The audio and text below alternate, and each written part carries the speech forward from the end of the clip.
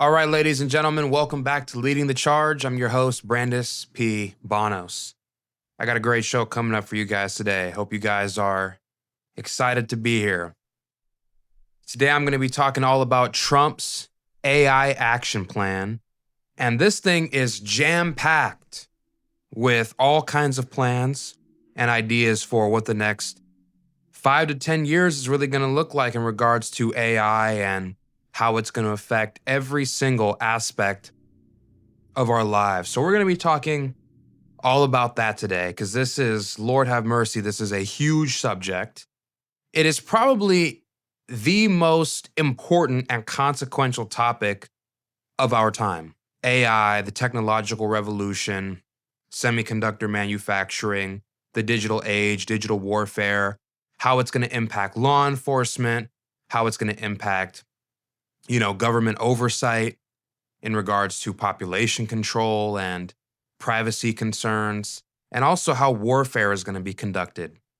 I mean, this is the issue. This is the issue of all issues. And I see everybody, and I just want to dive into this real quick before I get into the main subject. I see that everybody is losing their minds over all this culture war stuff. And look, here's my thing. I'm one of these guys who I'll engage in culture war subjects here and there. I think they're important. I think they matter. And I think you should get into culture war stuff every once in a while. We are humans. We live in a society, and society has culture. But I do think we have a tendency to lose track of some of the more consequential, some of the bigger concerns. And we allow these, let's be real, we allow many of these rather unimportant, trivial concerns about gay, lesbian, transgender stuff and transgenders in sports and the gender war between men and women and all this kind of stuff to really cause us to lose sight of what's really important. It is a incredibly useful tool in the toolkit of the powers that be. And of course, this has been an ongoing thing for years now. You can go all the way back to the Reagan era when he was pumping out the Willie Horton ads, and you can go back to Clinton's era, and they were talking about super predators and all this kind of stuff. Meanwhile, they were signing the NAFTA, the North American Free Trade Agreement, and literally slashing manufacturing all across the country. So this has been one of the most effective tools of the elites to give us slop, to have people focus on these primordial, low-stakes concerns. Meanwhile, they are literally reshaping the way our society operates, literally reshaping the economy and reshaping the job market.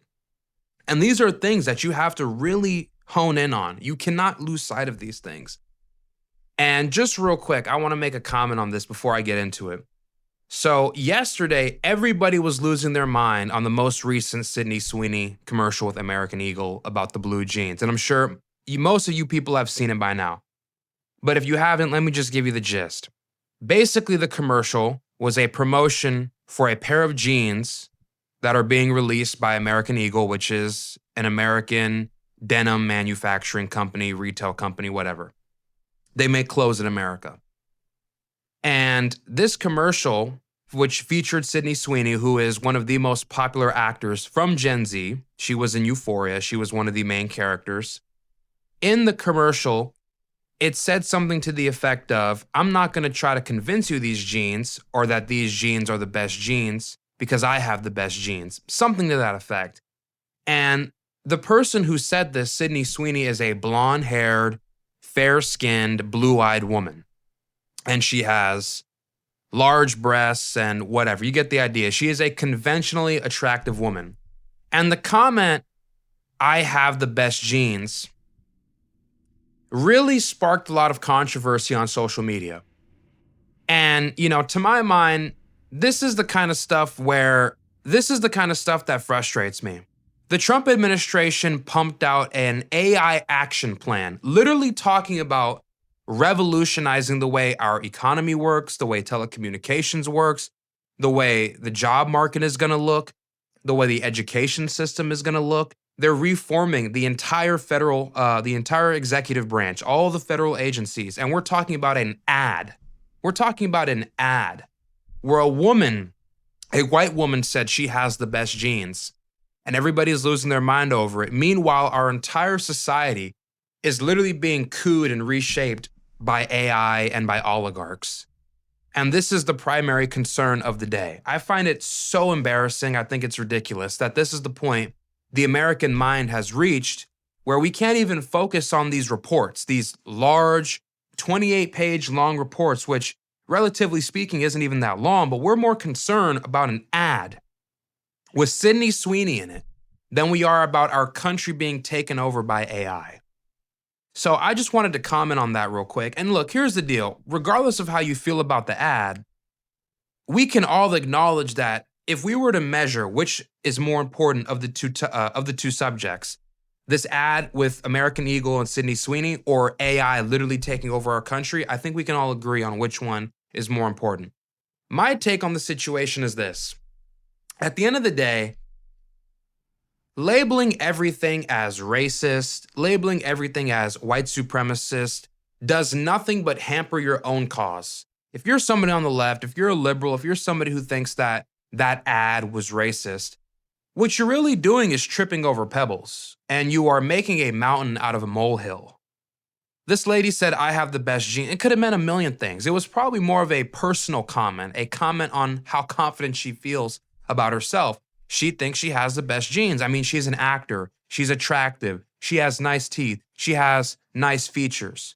In America, she is, I mean, by most conventional standards, by most Eurocentric beauty standards, she is the ideal.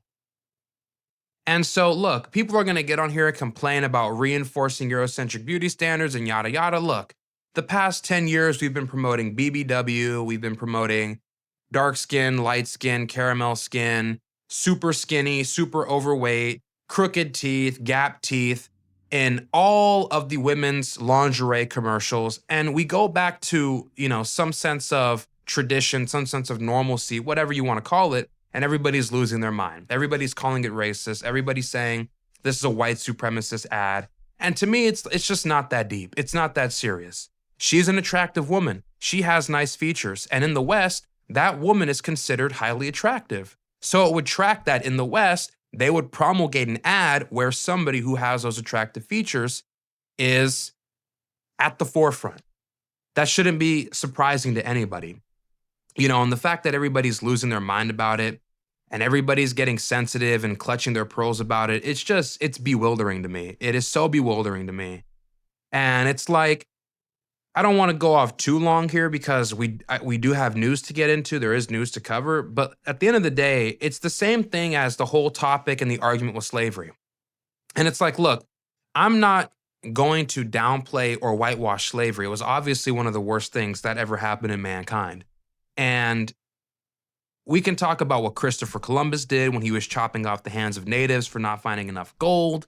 We can talk about the Civil War. We can talk about buck breaking, all this kind of stuff. We can talk about the sexual misconduct, the sexual abuse that was rampant during chattel slavery in the South, and how horrible the conditions were, how inhumane they were. But I do want to say this at the very minimum. The narrative that we present to Black people in America about slavery and in the West broadly about slavery is that Black people have no agency. And that doesn't necessarily mean I'm going to downplay slavery. I'm not going to. I will never, ever do that. You'll never catch me downplaying chattel slavery. It's just not going to happen. But we do have to figure out a way to discuss these subjects in a way where we're not completely shifting blame on one side while completely removing agency from the other. Because not only is that unfair to white people who are alive today, but on top of that, if you are a decolonial thinker, if you're a decolonialist, and if you're a part of decolonial thought, what you're essentially doing is you're taking agency away from Black people, you're taking agency away from Hispanic people, from brown people, colonized people in the global South, in South Asia, in the Philippines, in Africa, and so on and so forth, and you're giving all that agency to the colonizers. And that's a horrible mindset to have. Just patently, that's a horrible mindset to have. And it's counterproductive to the subject because if you have no agency, then nothing can change. We need to have a way where we talk about these subjects while not abandoning agency altogether. So that's just my take on that matter.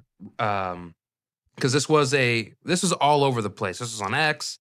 This was on the news. This was on YouTube. This was on TikTok. I mean, this was a huge subject for whatever reason. And like I said, bottom line is this is making a mountain out of a molehill. It really was never that deep. And I don't think the ad or American Eagle were intending to dog whistle white supremacy. I don't think that's what they were going for here. All right. But anyways, I just wanted to cover that real quick because I thought that was an interesting subject to get into. It is something I've been thinking about recently. But anyways, now that that's out of the way, we're going to go ahead and get into the news. We're going to talk about the Trump AI action plan. And I guess we'll just start with this. So a couple of days ago, Trump released his AI action plan, which was effectively a 25 or 20, it was either 22 to 25 pages, one of those. It was about a 22 to 25 page long report where he detailed every single thing he was going to do with AI in the coming years. And there was 3 big pillars that he focused on. And here's the 3. The 3 big pillars were leading in AI innovation. The second one was promoting American manufacturing. It was going to be AI led by the human workforce, by the workforce-led AI. And the third one was focusing on international diplomacy and international standards on AI. So those were the 3 big pillars. And I do want to say, regarding AI, look, just some general thoughts. I am of the mind that AI has the capacity to revolutionize our society and revolutionize the world and mankind in ways that we don't even understand. That's what makes this so unprecedented. I mean, we have no idea the consequences that this is going to have. And the scale, and here's my concern, the scale at which we have been evolving since the 2000s, since the year 2000 and the advent of the iPhone has been insane. Social media, Facebook, TikTok, X, YouTube, we have the phone, we have the iPhone and all the new models that came after that. We have electric cars. We're finding new forms of energy, geothermal, nuclear fusion. Okay, we have 5G, 6G networks that we're working on. We're increasing telecommunication speeds. I mean, the rate at which we are evolving is unprecedented. And now we're talking about a full-scale AI reconfiguration of our entire workforce, of our entire society, of the job market, of everything. And my general thoughts are the pace at which we advance our AI, the pace at which we innovate, also needs to match the pace at which we regulate the AI. Because if we don't do that, we're going to have a situation, and this has already been war gamed, this has already been red teamed at the Pentagon, and at other private institutes that are subunits within the big federal agencies like CAISI. That's one of them. And there's other departments or other commissions and departments that are working on this in the NIST, at the NSF, that are working on, red teaming and war gaming. What an AI hijacking of our external systems would look like. And we've already seen what the consequences of it could be. And my fear is simply this. The AI is going to get so smart, it's going to get so advanced, it's going to start typing in code that we don't even understand. It's going to come up with its own languages. It's going to find ways to bypass kill switches. It's going to find ways to bypass any mechanisms, automated or manual, that are used to override the AI to keep it from getting out of hand and hijacking external systems. And we've already seen microcosms of this happening with Meta, with GPT. There is a AI model called Cicero, and it's being released, or actually it's been worked on. It's been developed by Meta, and Meta are the people who own Instagram, and they have a game called Diplomacy. Now, the way diplomacy works is the same way diplomacy in the real world works, where you have two opposing countries or multiple countries, bilateral deals, multilateral, bilateral talks, and what have you. And you have diplomats basically meet each other and they negotiate and they meet in multiple rounds and they sign proposals, or rather they lay out proposals, and then they betray each other, they backstab each other, they renege on certain deals. And the AI, Cicero, was never fed with any instructions or any information that would lead it to acting deceptively, to betraying other members of the diplomatic talks on the opposing country, from the opposing country. It was never fed any information to do that. Yet, when it was faced with the opportunity to do so, that is exactly what it did. And it was all over the news. The New York Post talked about it. There was all kinds of policy reports that talked about it as well. And you can go look it up. This was from last year. But basically the point I'm making here is that AI is fundamentally focused on a small, narrow set of goals. Or at least AI is focused on accomplishing its goal at any cost, okay? And that's the big concern with AI. It's focused on preserving itself, it's focused on acquiring resources, and it's focused on eliminating obstacles. And if you're a human and you're an obstacle, the AI will sabotage you or kill you or betray you. And fundamentally, the problem with this is that when we're talking about pouring billions of dollars into these highly advanced AI models, we have to sandbox them. We have to keep them highly isolated. We need to keep them away, as far away as possible, from any external systems that it could hijack and use to accomplish its own goals. This is why Stratcom does not use any AI.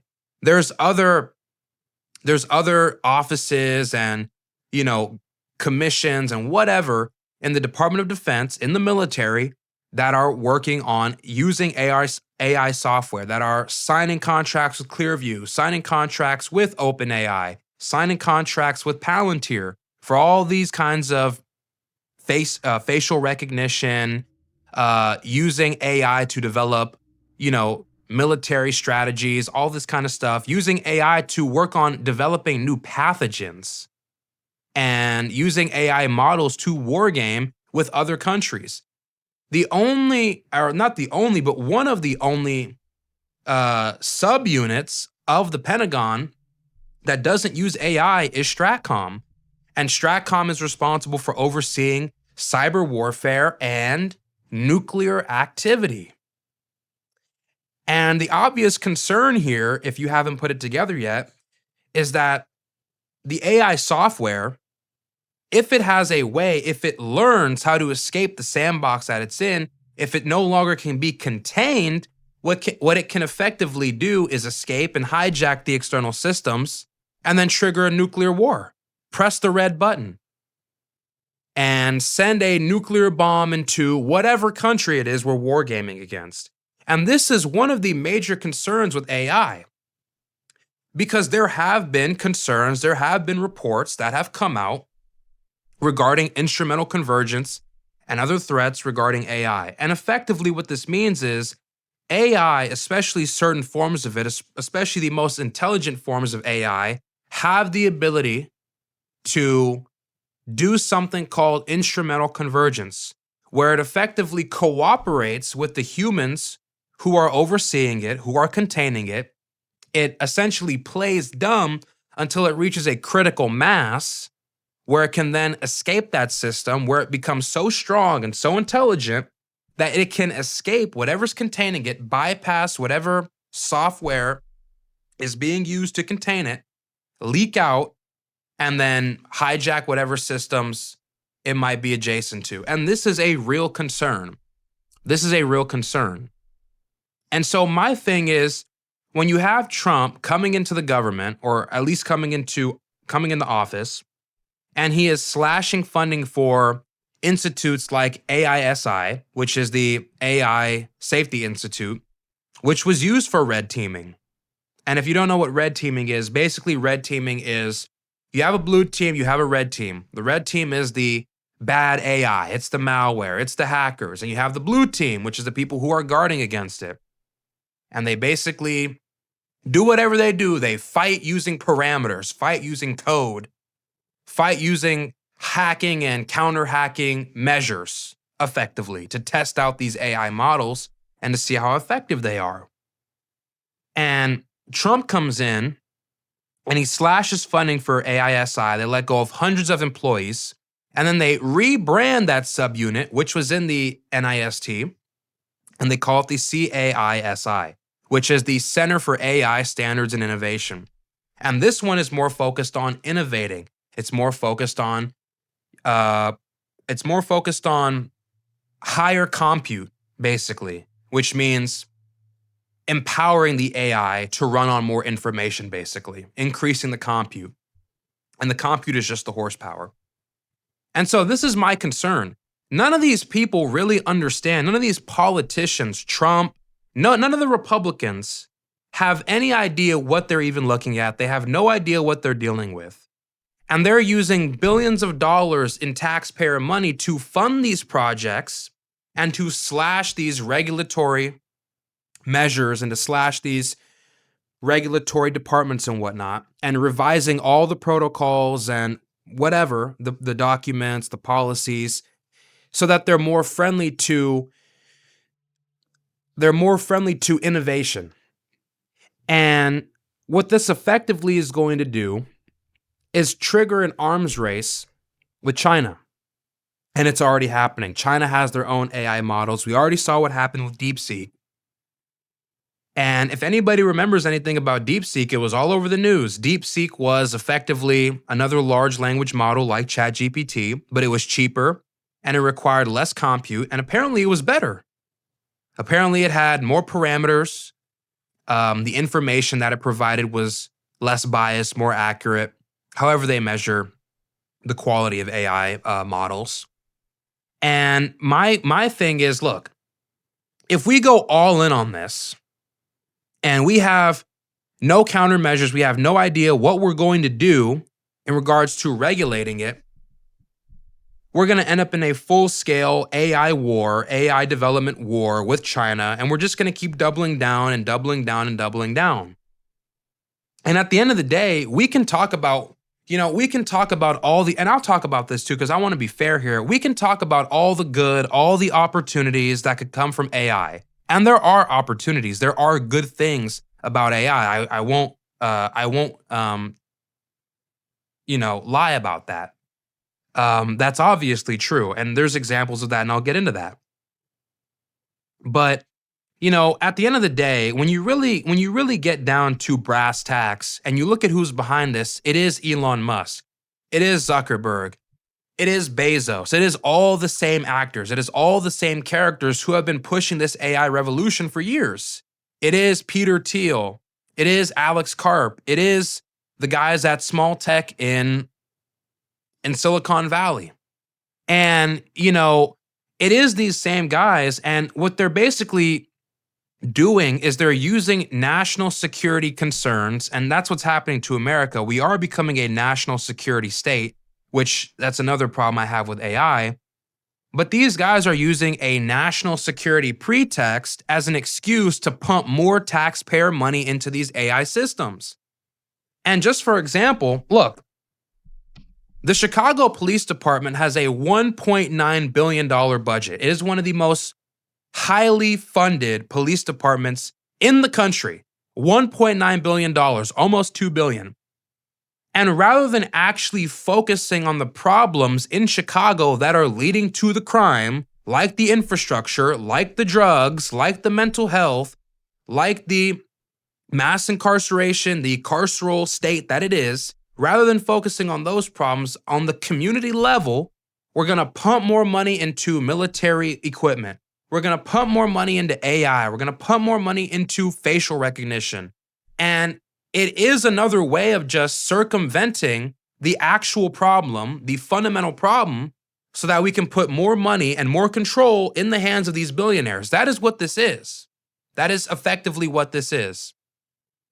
And at the end of the day, the most successful model we've seen for dealing with crime, for getting rid of it, is what we're seeing in Baltimore. It is community activism. It is support from the community level. It is community and public services. It is getting these people's jobs, getting these people jobs. It is job programs. It is better education.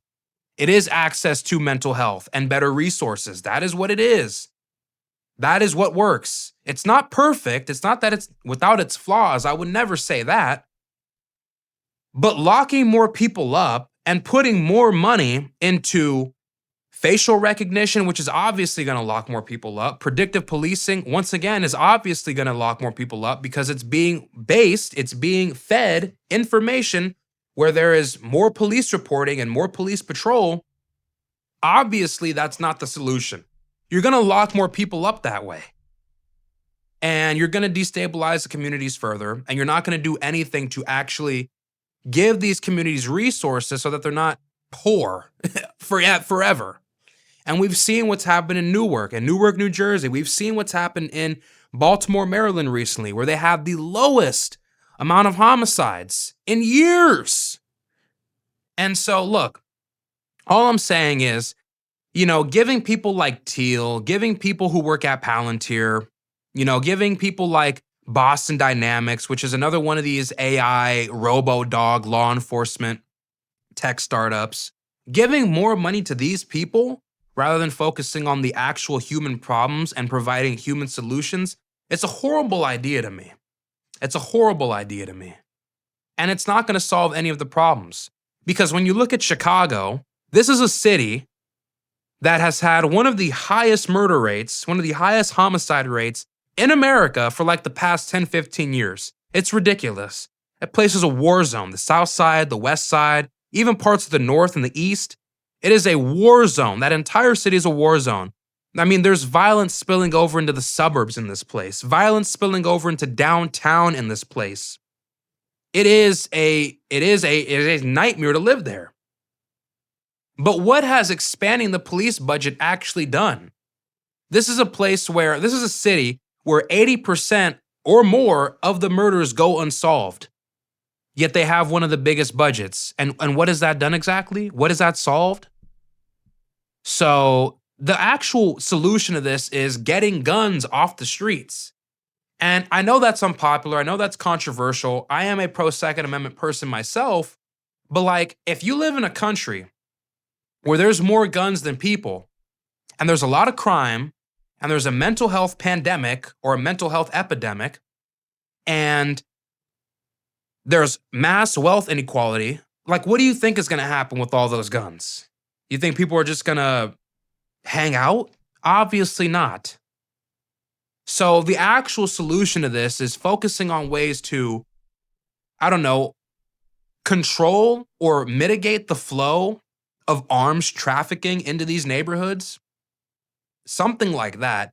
There's many, many solutions that are far better than just giving more money to these police departments so that they can sign these $100 million contracts with Palantir, with Boston Dynamics, with the Pentagon for more advanced equipment and put more money in their pockets and use more taxpayer money. So like I said, that's just base. That's just the stuff that I don't like about the direction we're moving in with this whole national security state, this fusion between AI and law enforcement and border security and all the rest of it. I don't like the way it's trending. That's just my personal opinion. And it'd be different if this was like the Singapore model. And for those of you who don't know, Singapore is considered the smartest city, country. I don't know what it is. I don't know if it's a city or a country, but when you look up the smartest city on earth, Singapore is what pops up. And these people have digital governance. It's ridiculous. They have digital governance. They have AI models, AI systems that can detect tax fraud because they have digital IDs. You can opt in or opt out of a digital ID system.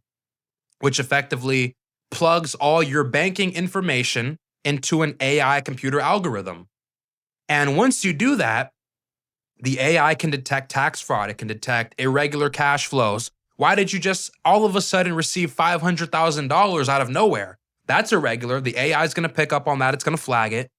If there's a company that, or a person, an individual that makes 7 shell companies out of nowhere, and it says that it's been charged $5 million, and that's why it received $5 million for, or rather that it received $5 million for consulting or whatever. But there's no employees, there's no local activity, they don't own anything, they haven't leased any office. The AI is going to flag it. If there's any irregularities in regards to financial transactions, the AI is going to flag it. If you're not paying your taxes, if there's a weird tax deduction on your taxes when they get filed online, the AI is going to flag it.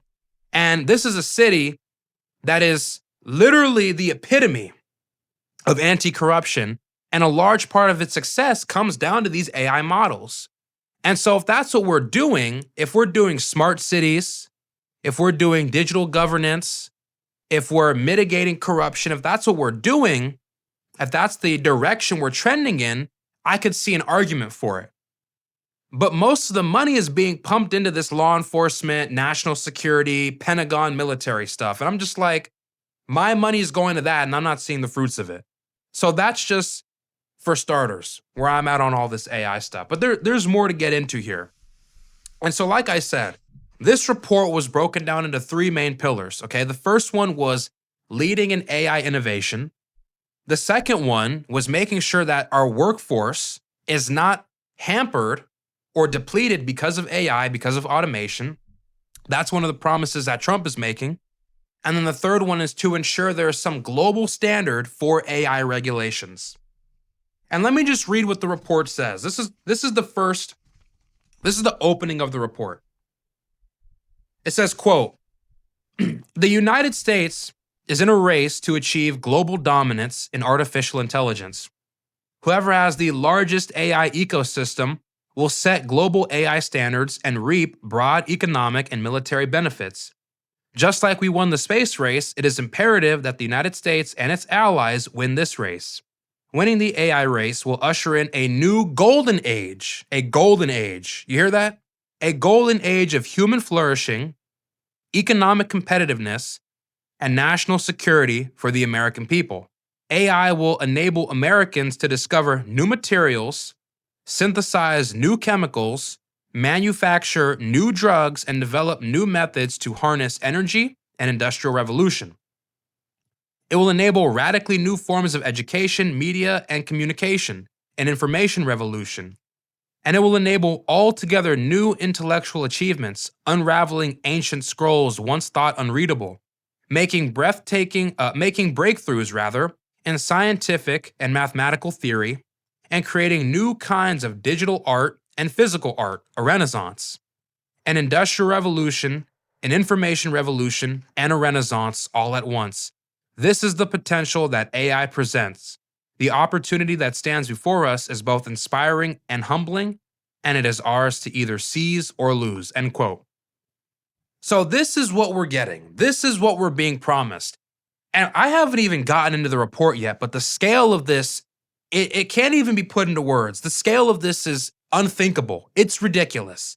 And we're going to get into it in a second, but I want to break down this opening statement because, like I said, we're all focused on Sydney Sweeney, on this American Eagle ad, and we're literally being told that an industrial revolution, an information revolution, and a renaissance are all coming within the next 5 to 10 years. This is what we should all be talking about.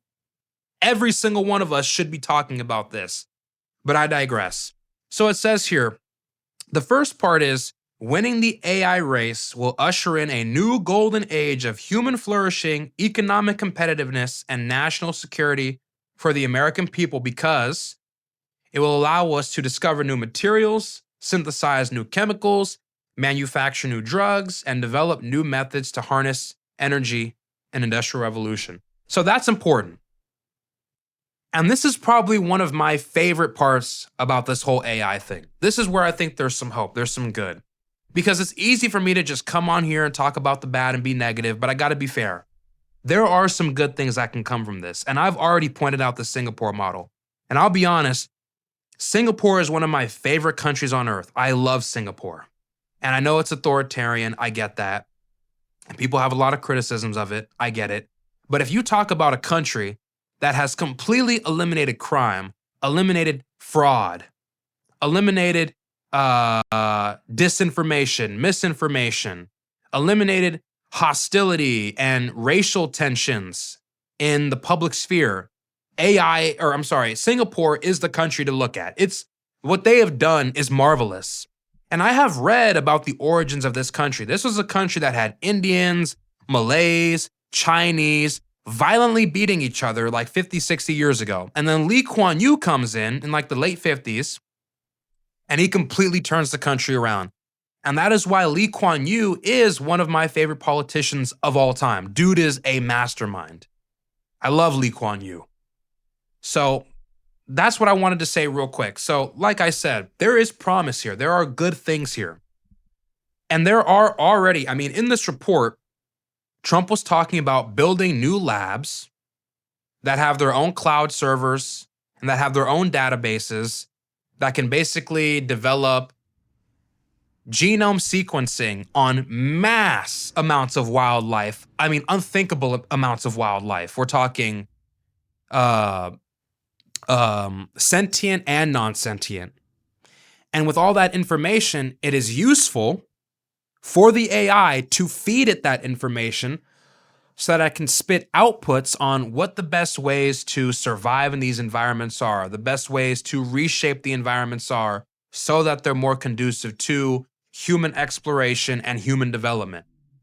And this is, like I said, this is very promising. There's already AI models with the ability to synthesize new drugs for pain relief, for headache relief, for body aches, for women who are experiencing what's the name of that illness when you have postpartum depression? AI has the ability to synthesize new drugs using chemicals, using databases where you feed it that information and tell it about the reactions, and it's recursive and it can learn on its own to spit out an output on what could potentially lead to some new combination of chemicals that could be used for a number of medicinal purposes. This is where I have some hope.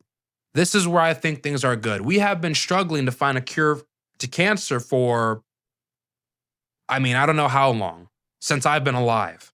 We've been struggling to find a cure for cancer. And if AI can do it, I see no reason to stop that. I see no reason to hamper that. If it has the ability to align with what's in the interests, and that's one of the biggest questions, can AI align with human interests? If it has the ability to align with human interests to meet our goals, to facilitate the survival of our species, which is my thing, AI should only be concerned with facilitating the continued existence of the human species. If not, I want nothing to do with it. I want nothing to do with it. We should just forget about it. But if it has the ability to do that, to further enhance the survivability of our species, we should allow it to facilitate that. And if it can help us do that by creating new drug compounds, new medicines, I'm all for that. The other thing it says here is that there will be an industrial revolution. You have to keep in mind that when we're talking about AI, all these big systems, when we're talking about ChatGPT, when we're talking about Grok, all these AI systems, all these AI models, these LLMs, all of them are connected to a cloud server. They're connected to a data center. And that data center is connected to a landing station via fiber optic cables. And those fiber optic cables are what allows information to flow back and forth between wherever the LLM is being trained and wherever the information is being stored. It is through those fiber optic cables. And it is important to understand that all the TPUs, which is tensor processing units, all the TPUs, all the graphics processors, the GPUs, all that compute, all the hardware that goes into creating the horsepower that these LLMs rely on, because they have to do multiple math operations simultaneously. That's how advanced they are. They work with parameters, which is zeros and ones, matrix multiplication. They put together all these tables and they do all these math operations simultaneously to give you an answer. That requires a ridiculous amount of horsepower, of torque. And all of that comes from processors, comes from GPUs, TPUs, these semiconductors, these graphic processors. All of that is what's used to power these AI systems. And so if we're going to manufacture that, well, obviously we need to scale up. We need to build more factories. And this is what he's saying when he talks about an industrial revolution. This is what Trump is suggesting. By the way, I don't think Trump wrote this. It was Marco Rubio and two other people. I forget their names, but it wasn't Trump. But when they talk about an industrial revolution here, what we're talking about is building more data centers, building more fabs, building more infrastructure, whatever that might look like, to support AI, because that's what we're going to have, expanding the energy grid, finding new forms of energy. And there's a lot of promise in that.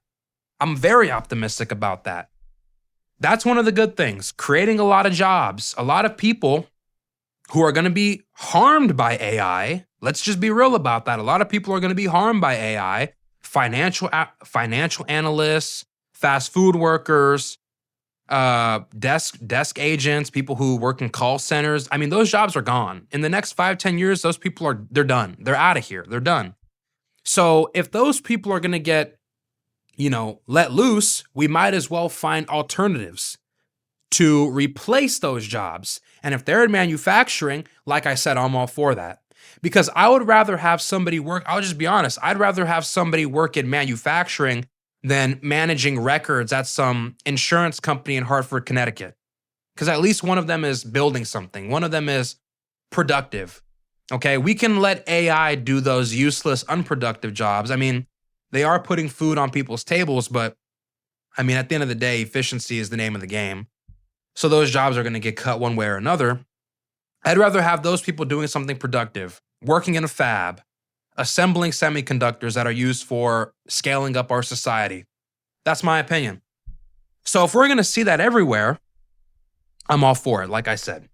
I do want to add this, though. Look, as far as the Industrial Revolution, at least that's what they're saying is going to happen, is concerned, there's really one of two ways this could go. This could go look, the World Economic Forum, there's other McKinsey, there's other global institutes that talk about economics and, global economic concerns that are talking about the AI question. And a lot of them are alleging that anywhere between 83 to 87 million jobs are going to be lost due to AI by 2030. That's what they're saying. However, many of them are also saying that anywhere between 97 to 130 million jobs are going to be created because of AI. And a lot of these jobs are going to be technicians working on AI systems. It's going to be health techs and remote diagnostics, whatever the hell that means. You're going to have digital marketing and e-commerce jobs, apparently. You're going to have green energy technicians, people working on EVs, people working on solar panels, people working on smart energy systems that manage power grids, AI ethics auditors, prompt engineers, people who figure out the best way to talk to AI so it gives the right answers, stuff like that, people who build AI as well. And so look, they're saying 97 million jobs are going to come at the cost of those 83 million. So on net, it is 14 million jobs being created globally. But you have to understand, the people saying this, they are the elite. The World Economic Forum meets in Davos, Switzerland every single year, and the people who go to that meeting are all billionaires. It's Musk. You know what I mean? It's Carlos Slim. it's Zuckerberg, it's Peter Thiel. So you got to take what those guys say with a grain of salt. I mean, McKinsey literally was responsible for advising Purdue Pharma, which killed like millions of people and got millions of people hooked on opioids in America. And all of it was done for profit. So you can't trust these people at all. So that's where my skepticism comes in.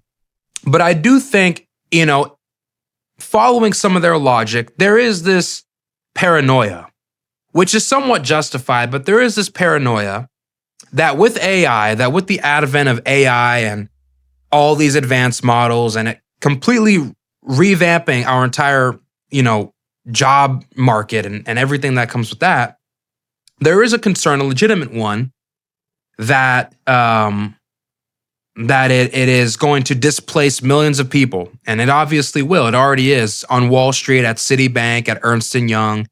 Lots of these data analyst jobs, these day trading jobs. I mean, these people are getting cut by the thousands. However, there are a lot of jobs that are going to come from this. There are. And they're going to be easy, medial jobs, repairing certain AI, I don't know, like they said, a prompt engineer. You're going to have an AI at some hotel, and that AI is going to be connected to the load management in the hotel. And you're going to need somebody who's going to oversee the AI and how it operates to make sure it doesn't malfunction. So it's going to create kind of these remedial, easy access, somewhat entry-level jobs, that you can learn on site. You're just going to have some competence in using AI. And like I said, a lot of the AI jobs that are going to come from this, they're going to be like that. They're going to be these entry-level, remedial kinds of AI jobs. And a lot of people are concerned that AI is just going to take over everything and no one's going to have a job. There's going to be no fast food workers, no retail workers. There's going to be no data analysts. The person doing my insurance is going to be AI. Like, that's what people are concerned about. And I get that concern, but like I said, a lot of that stuff is hype, to be honest. A lot of these AI jobs that are going to come out, they are going to be basic surface level jobs. So that's the whole industrial revolution thing. The last part of it is it says AI is going to enable radically new forms of education, media, and communication, an information revolution. And this is where I kind of get discouraged. Because here's the thing. When we're talking about education, when we're talking about media, I don't want all my media and all my education to be intermingled with AI. I just don't. And if you read through this report, I'll actually take a second to read through this because this is a good time to do it. In the Trump administration, in this AI action plan report, they are talking about basically creating AI programs, CTE programs at every single school across the country. That's effectively what's being done. And they're incentivizing that through tax reimbursements. They're going to pay people to do this. They're going to pay you to train your students on how to use AI. And there's probably other kinds of deductions and tax credits and all kind of stuff and funding that's going to come with that as an incentive, because that's what they always do. But it says here, this is on page 17. It says we're going to expand AI job opportunities and build greater school to workforce pipelines. That includes refreshing the curriculum, expanding dual enrollment options, which is going to mean building or creating more AI courses in school, and strengthening connections between CTE programs, employers, and training providers serving AI infrastructure occupations. The Department of Education is going to expand hands-on research, training, and development opportunities for undergraduate, graduate, and postgraduate students and educators. And look, like I said, ChatGPT, Quizlet, Chegg, Socratic, all the stuff, let's be real, all of us use that. All of us use that. And that is a large part of the reason why a lot of people get to their job. They have their first day on Wall Street, their first day in Silicon Valley, their first day at some insurance company in Connecticut, whatever. And they have no idea what the hell they're doing. And a large part of that is because they've been cheating since they were in high school. They've been cheating since they were in ninth grade, using not using ChatGPT, but using Chegg, using Quizlet, looking stuff up on the internet. And it's only going to get worse now that you have these large language models that can intake billions, if not more, parameters on how to give people answers to complicated questions. Now, the way it was, if you were one of those people who wanted to pay for Chegg, I wasn't. But if you were one of those people who, wanted help on some math question from their homework that they didn't understand, what you would do is you would take a picture of it and you would scan it, and it would give you a link on the internet on where you could find the answer to that question. And you would click on it. It would be on Chegg, but it'd be behind a $20 paywall. Now, all you have to do is take a picture of it, upload it to ChatGPT, and it's going to answer the question for you. And like I said, I do not want AI penetrating the education system for obvious reasons. And I mean, beyond that, look, even then, we are really going to become subsidiaries, or not even subsidiaries, but subordinates to AI. This is already happening in Georgia and Utah and Texas. There are schools, public schools, where teachers are creating lesson plans using AI. They're grading papers using AI. They're having students tutor with AI. What the hell is that? You, as a teacher, are letting your student be tutored by an AI computer algorithm. You're not even doing your job. And it's like, at that point, what is even the point of having a teacher in the classroom if it's not just for moral support and babysitting purposes? You get where I'm coming from? This is what I mean. This is why I'm not a big fan of AI in education. Artificial intelligence in education. That doesn't even sound right. So that's that. The other part of this was communication and media. And look, we already see when we go on TikTok, when we go on YouTube now, on certain videos, on certain subjects, you look at 9/11, Jeffrey Epstein, it wants to give you a pop-up to some Wikipedia link where it can fact check all the claims in the video, basically. And we're going to get to a point where it's like, what even is this for? You're going to be on TikTok, you're going to be scrolling through the For You page, and like 50% of your posts are going to get flagged by AI saying it's misinformation, it's disinformation. Nobody's interested in that. Nobody wants to see that. I don't want to see it. I know nobody else wants to see it. It's tiresome. And it's like, it makes you roll your eyes. It's like this computer algorithm is telling you that the information in this video is slightly misinterpreted. That's just my 2 cents on that. And people got to be able to exercise critical thinking. Like, you can't have an AI do your thinking for you. You have to be able to think for yourself. When you go on Twitter and you look at a thread and it's something controversial and you see the replies and people are like, at Grok, is this true? And it's like, the thing they're asking, is it true? Is like, did this 8-year-old bench press 700 pounds? It's like, you should be able to figure that out on your own. You shouldn't need an AI to tell you that. But that's the point we're getting to. So I'm not crazy about the AI in education. I'm not crazy about it in media. And then it says it's going to be here in communications. And the FCC is already talking about ensuring that states don't have regulations that prevent the FCC from doing their job. And of course, the FCC and all these other federal agencies are looking at adopting AI algorithms. And so if the FCC can find ways to regulate internet traffic, or, I don't know, do something else, right? As far as managing where transmission lines are sending electricity because the FCC has control over that. They have control over interstate and international communications. If they have control over the radio and the radio waves and what's being said on the radio and dealing with robocalls and all that kind of stuff, spam calls, if there are states that want to regulate the AI and say the FCC doesn't have the right to infringe on the regulations, the FCC will bring a lawsuit against them.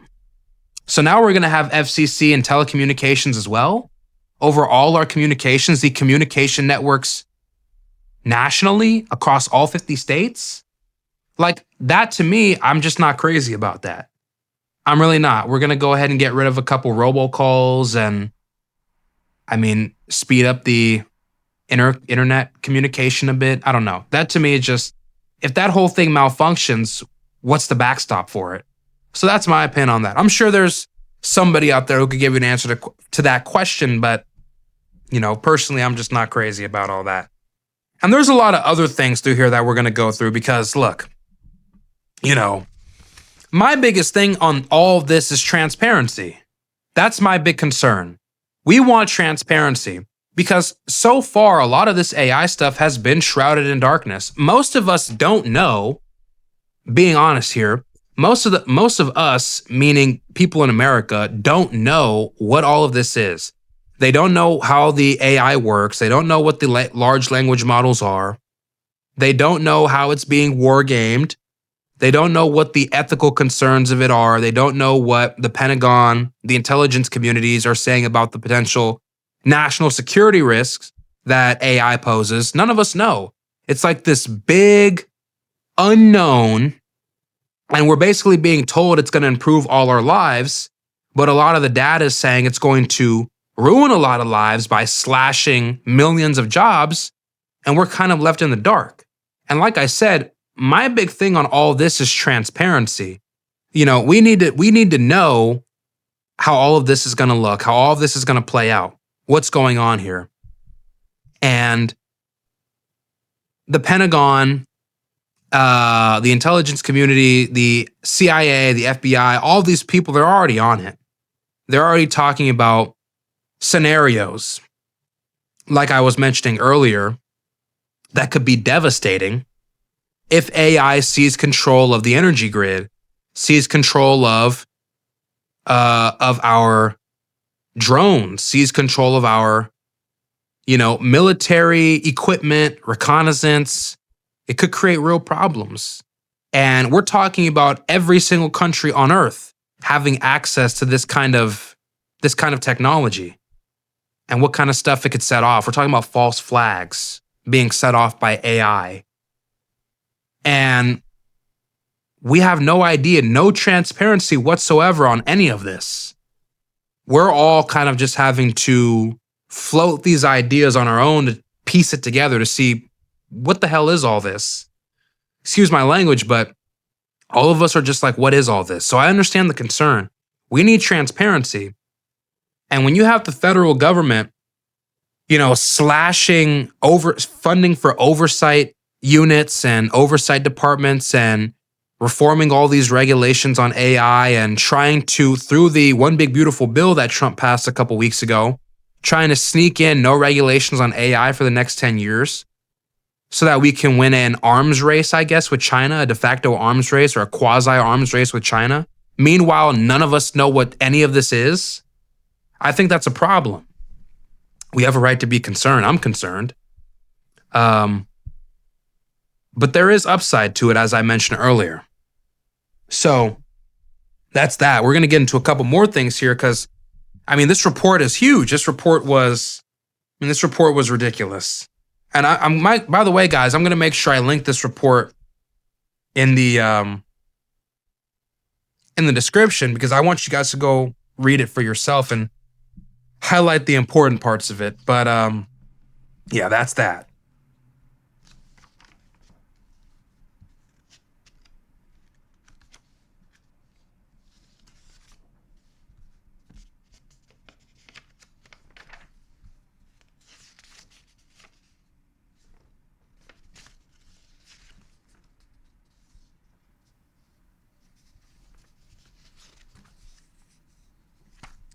And here's the thing. Beyond just the national security concerns that I have, we also have to take into consideration the way AI is going to be weaponized on a day-to-day basis through deepfakes and other forms of malicious AI use. You know, I was reading through the report, and the only thing it said about deepfakes, they call it combating synthetic media, but the only thing it said about deepfakes is we're going to have more money for deepfake evaluation programs. The DOJ, through the Office of Legal Policy, is going to file formal complaints on any proposed deepfake related additions to the federal rules of evidence, and they're going to create deepfake standards for evidence in court. That's it. But there's no actual tangible technology countermeasures that we're going to implement to fight against deepfakes. And I was looking at YouTube Shorts like an hour ago, and I was looking at a video of a guy in a sleeping bag in the woods, and a lynx or a bobcat, whatever, walks up to him, goes up to him like it's going to attack him while this guy's sleeping, and then an owl is in the background making noise, and it distracts the lynx, and it goes away. And I swear, this video looked real. I thought it was a real video, and it was completely fake. And I swear it looked, I swear it looked like something you would have seen in real life. It looks like you recorded it on a camcorder. And it was completely synthetic. And we have no idea what we're going to do, how we're going to prevent any of this weaponization of AI. That's a real concern that I have. I'm sure a lot of other people have that concern too. And that's just like a general trend here. How we're going to deal with the weaponization of AI. That's my opinion on that. There are some good things that are going to come out of it, and I think this is the biggest highlight. This is where I'm the most optimistic by far, beyond just the medicine stuff, beyond the wildlife reshaping of the environment stuff. Another real benefit to this AI is that it's going to be used because, like I said, all this stuff requires a vast amount of energy. This is what I wanted to say earlier, but all this stuff, all these data centers, all the TPUs, the GPUs, the semiconductor fabrication facilities, all this stuff requires a wild amount of energy. The large language models, they require a crazy amount of energy. And the amount of energy that's used for one supercomputer is enough to power thousands of houses. Thousands of houses. I mean, we're talking megawatts, gigawatts. It's crazy how much energy this stuff requires. And so in order to make up for that, in order to account for that, the Trump administration is talking about potentially using funding for nuclear fusion, for geothermal energy, for other forms of renewable energy like nuclear fission. And this is the big promise. This is where I genuinely am happy. Beyond some of the, like I said, the smart city stuff, the medicine stuff, those kinds of things, even the self-driving cars.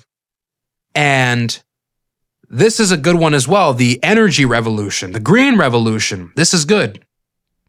If you guys aren't familiar, enhanced geothermal energy is using heat from the Earth's surface. It's infinite energy. It is limitless energy. The problem is it is hard to contain. It's expensive to build the manufacturing for it. And oil is a lot easier. There's more conventional, traditional methods of acquiring, extracting oil.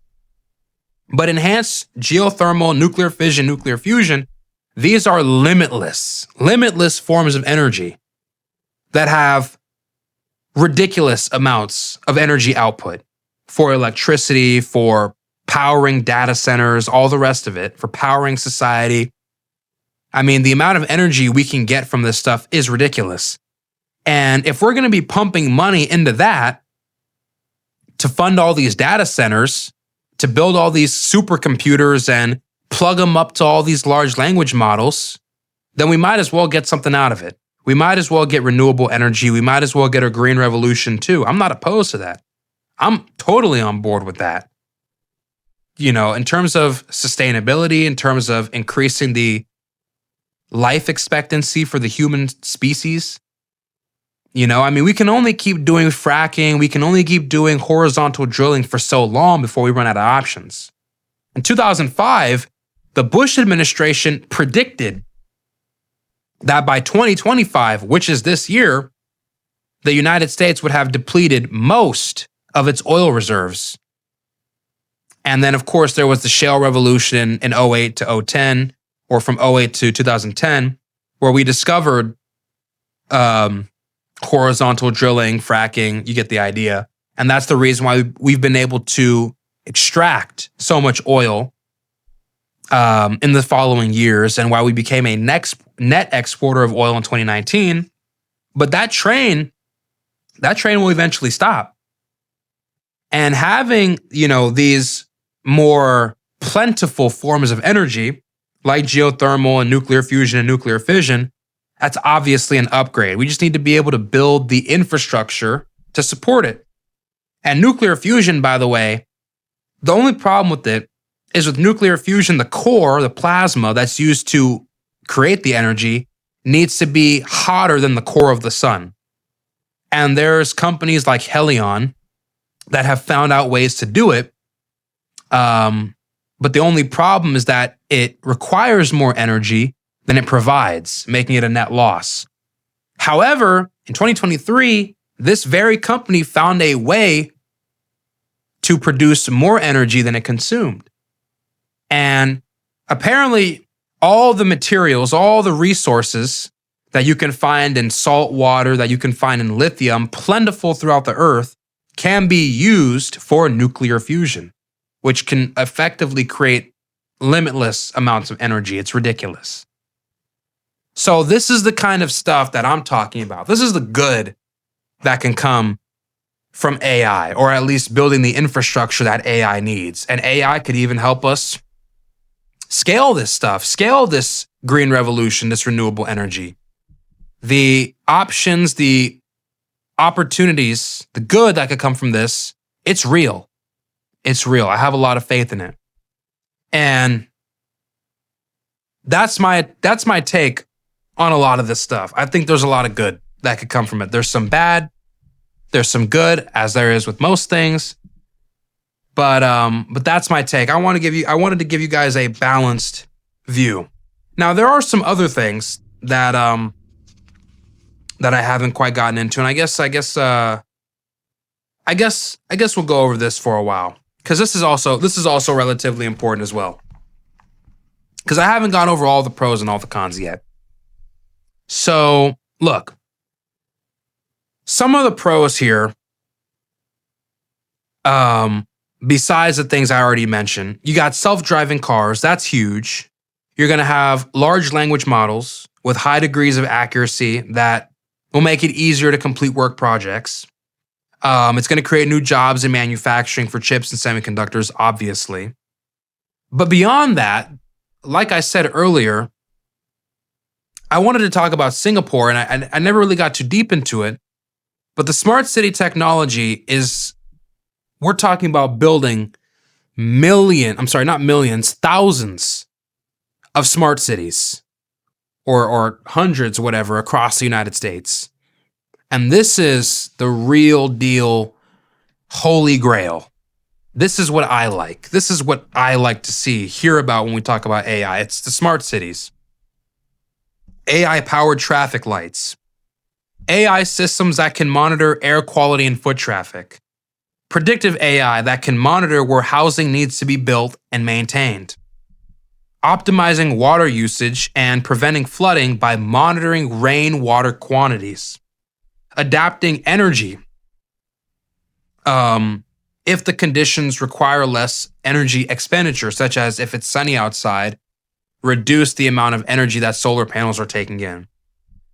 Create apps that allow anybody who's connected to them to report public issues. Use AI to assist in urban planning. Manage emergency responses using AI software. so that it doesn't need human input.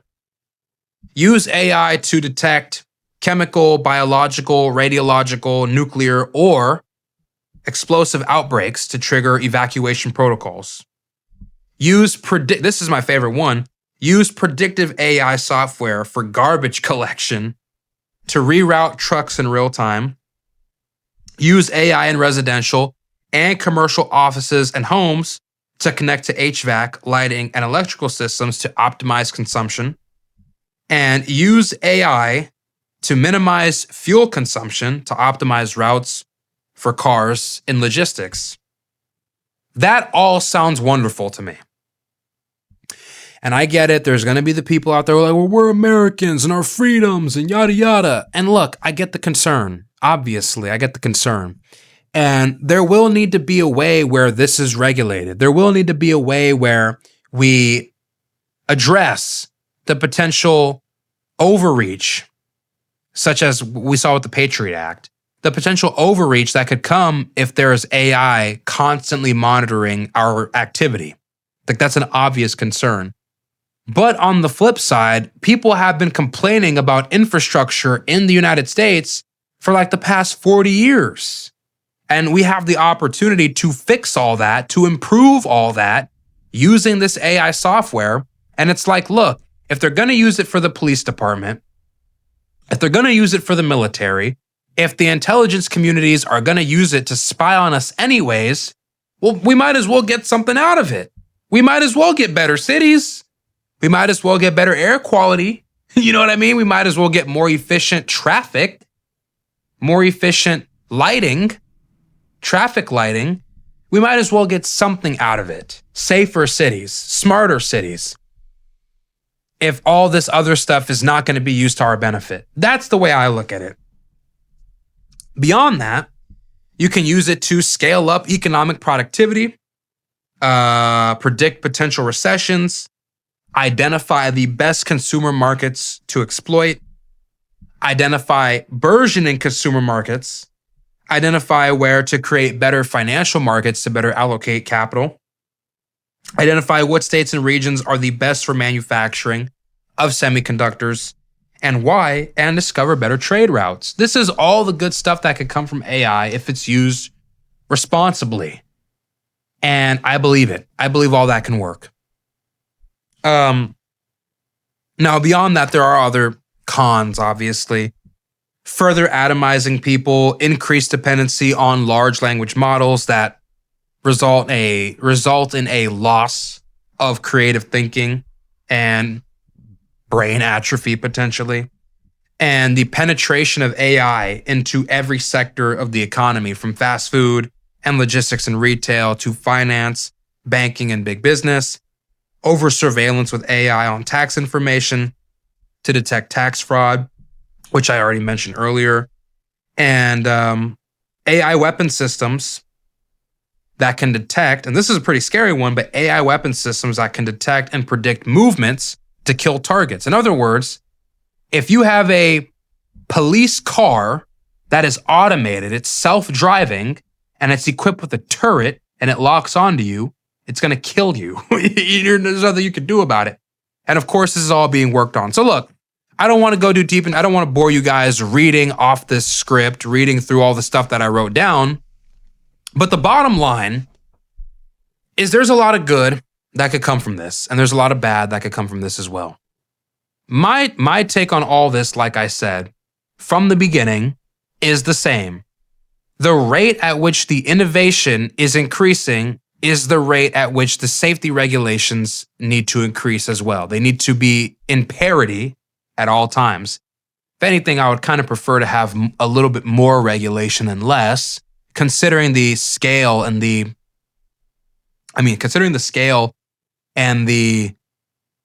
knowledge we have about this is very limited and the scale is unprecedented. I would prefer to have more regulation. I'd prefer to have more oversight. We should be very cautious and reticent to deal with this stuff. And there's already been examples, microcosms, as I mentioned earlier with Cicero, with GPT, on AI developing the ability to lie, to deceive. in order to achieve a certain goal. And that's fundamentally a big concern with AI if it does get out of control, if there is a runaway AI situation. So that's something that obviously needs to be, taken into account and heavily accounted for and scrutinized when we're talking about the proliferation of this stuff throughout our entire society. That's my opinion on all this. So, with that being said, I'm gonna leave it at that. I'm gonna leave it at that. Yeah, it is crazy. I will say this. It is crazy to think that there are, Panera, Wendy's, McDonald's, they're already using AI for all this stuff.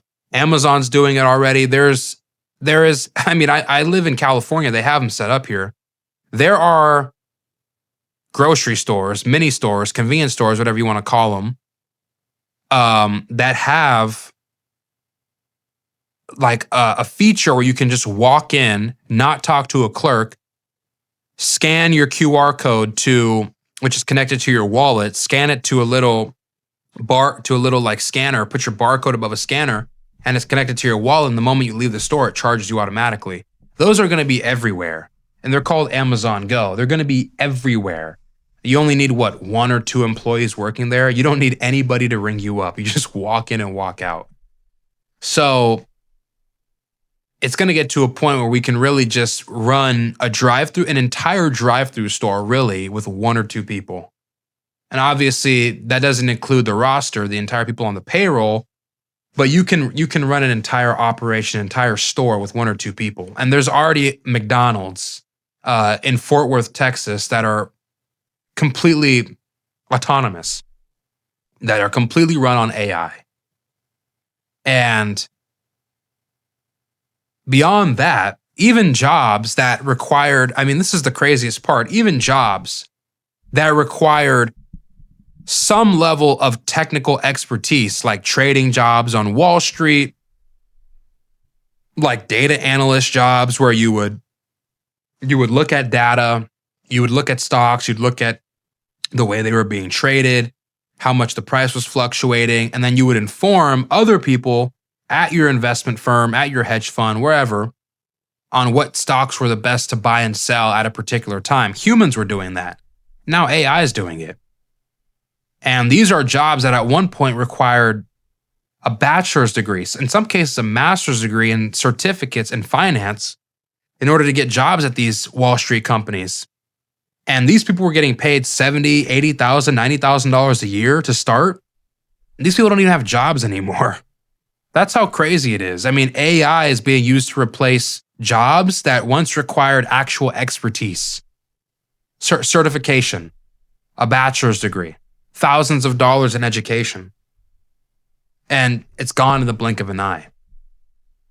And it's the same thing with a lot of these clerical jobs where you're inputting information, entering data, you're doing claims processing. All these jobs are going to be gone in the next 5 to 10 years. Gone. Nowhere to be seen. So it is crazy the times that we're living in. The changes are unquestionably coming. They are going to come. The question is when. When are the changes going to be here? I don't know yet. I don't know when they're going to be here. But it will be soon, and it is inevitable. And we all need to get prepared. So anyways, that's my take on this whole AI action plan from Trump. A lot of good, a lot of bad. Good on energy. It's going to create new jobs in semiconductor manufacturing. It's going to create more jobs potentially in maintaining these data centers. It's going to have a green revolution potentially. We could be looking at smart cities, self-driving cars. There's some good stuff that's going to come from this. But the way it's going to be used in media, the way it's going to be used in the way it's going to surveil citizens, the way it's going to be used in law enforcement and policing, the way it's going to cut a lot of jobs, millions of jobs. I don't know. It's a toss-up here. Like I said, it's going to be some good, it's going to be some bad. But anyways, that's my take on all this. So, hope you guys enjoyed this episode. If you did, please like, subscribe, share, and comment. And until further ado, I'm out.